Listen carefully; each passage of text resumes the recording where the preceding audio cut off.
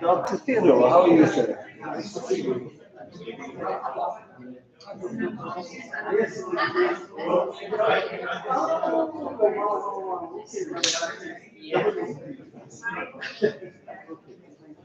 So,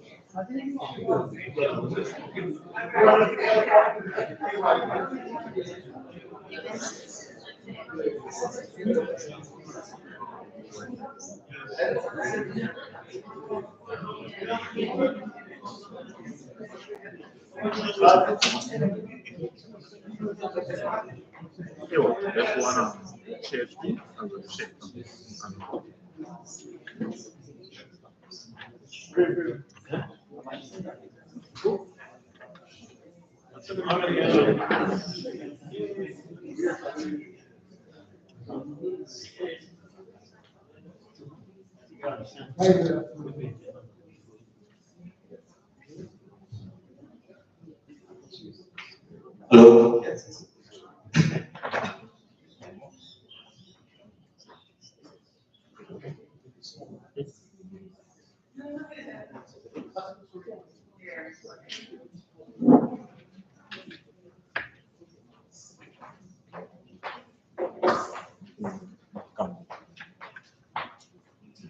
So good afternoon, everyone. Thank you for being here. I know we're still expecting some other persons to join us, but we thought in the interest of time we should go ahead. So I'd like to start off by recognizing the persons who intended to join us this afternoon. The Honorable Sir Justice Adrian Saunders, President of the Caribbean Court of Justice. Online, we would have with us, hopefully, the Right Honorable Sir Dennis Byram, former President of the Caribbean Court of Justice. The Honorable Justice Burgess, I think who's, I'm not sure if he's here with us, but he was supposed to be joining us as well. Yeah, somebody's talking, but I'm not hearing it. Oh, sorry, you're not hearing me at all, Mr. Daly? Okay. All right. Is that you?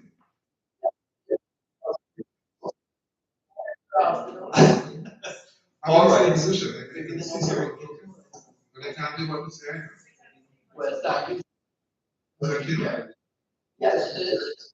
This is Dennis. Hello, Dennis. Good afternoon. We're both the same. Okay. I'm in the same position. Can you, Mr. Dennis, can you hear me now? Thank you for letting me know. I wouldn't be Right. there. Yeah.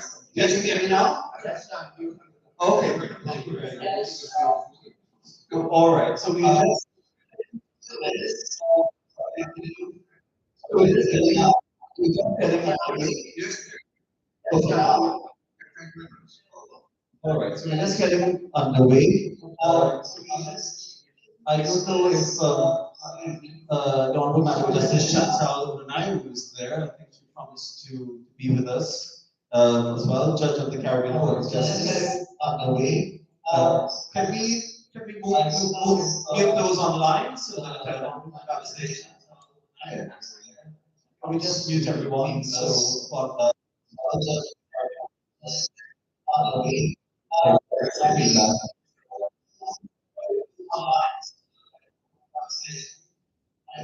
All right, I'll carry on. Any problems muting those online? Okay, we're okay now. Senator the Honorable Mr. Wade Mark, Senator the Honorable Mr. Anthony Vera, Senior Counsel. We're expecting, I think, a few more folks, but I'll just skip ahead to acknowledge, of course, our Principal and Pro-Vice Chancellor, Professor Rosemary Valentine, Principal of the St. Augustine Campus, University of the West Indies. Pro-Vice Chancellor, Mr. Mr. Canute Thompson, and his ambassador, His Excellencies Ambassador Sejun Pon, Ambassador of the Republic of South Korea, Professor Derek Cheney, Vice Principal, University of the West Indies, Dr. Rampersad, of course, my other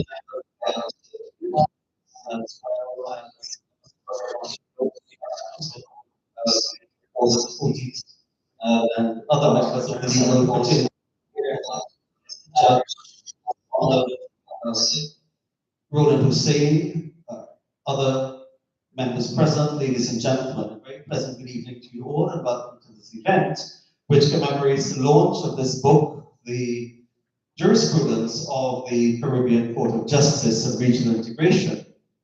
My name is Anthony Gafford, and of course, as co-author, I have the pleasure of welcoming you all to this evening's very simple proceedings. And one of the things I would like to share with you is that we will have hopefully a fairly varied program and something that we're really delighted to know you can join us with.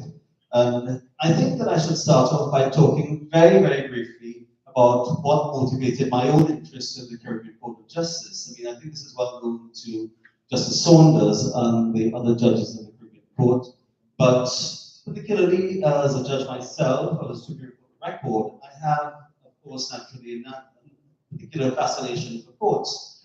And so the impetus of this study was initiated when I attended the inauguration of the CCJ at Queen's Hall in Port of Spain back in 2005. So interestingly enough, this year marks the 20th anniversary of the Caribbean Court. So this makes it a particular pleasure to be here, of course, to launch this book. I had on that occasion the privilege of sitting next to the very distinguished former Commonwealth Secretary General, Sir Sridhar Ramphal, quite coincidentally, I'm sure, but of course he was the seminal author of the West Indian report known as Time for Action, which really set things in motion for the purposes of the instruments leading up to the creation of the CCJ, often regarded in his report as a Time for Action, as the blueprint for Caribbean. Sorry, I think we need to just move those online so that perhaps it might assist them as well to hear what is going on. I had also previously participated as a youth, and not that foundation any longer, but in a televised debate in Trinidad and Tobago on regional integration, on a program called many years ago Youth Talks Out. So I've always had an abiding interest in regional integration, and so perhaps it's not surprising that is what sparked my interest when we had the creation of the CCJ, and even before that, the lengthy debate has gone on about having our own regional court. So like many Caribbean nationals, those formative years were shaped in the decolonization era, I held the Privy Council in high esteem. This adulation would intensify my years of training for the bar of Gray's Inn, London, and my subsequent practice as a barrister before a wide variety of superior courts of record. in the UK between 1987 and 1998. Ironically, even though both my parents were judicial officers in Trinidad and Tobago, I was comforted by the thought that CARICOM nationals had an impartial tribunal in the UK to turn to as their final court of appeal. I had even penned, perhaps now a matter of shame, but I had even penned a letter to a well-known periodical in London called the Caribbean Times in the 1990s, strongly opposing the suggestion of a final appellate court for the Caribbean. So you can say that I've sort of come to the full circle. However, this changed when upon my return to Trinidad and Tobago, I attended the inauguration of the CCJ as mentioned. And then after hearing speaker after speaker laud the potential of the CCJ at the inauguration, I was simply struck by a statement by the then Prime Minister, Patrick Manning, that as the Honourable Prime Minister said, we have found excellent accommodation and it's time to move out. At the time, I was uncertain as to why we needed to move out when most Caribbean nationals seemed satisfied with their lodging in the UK. It was then that I decided to take a keen interest in the CCJ and began reading voraciously on the topic. I was particularly concerned when Lord Phillips complained in 2009 that Law Lords of the Privy Council were spending a disproportionate amount of time, as he put it, on cases from former colonies, mostly in the Caribbean, and that in an ideal world, Commonwealth countries, including those within the Caribbean, would stop using the Privy Council and set up their own final courts of appeal instead.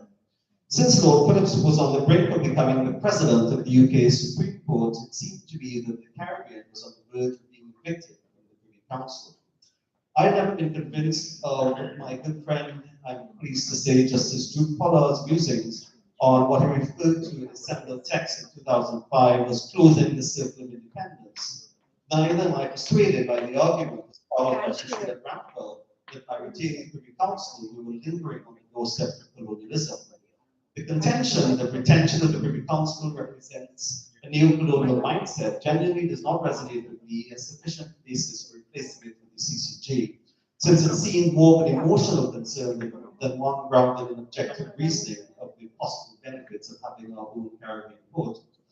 But of course, we've had very seminal and critical input from many commentators, academics throughout the region, one of whom, Dr. Kenny Anthony, former legal counsel for CARICOM, later Prime Minister of St. Lucia, and lead Prime Minister for the establishment of the CCJ, was also involved in drafting the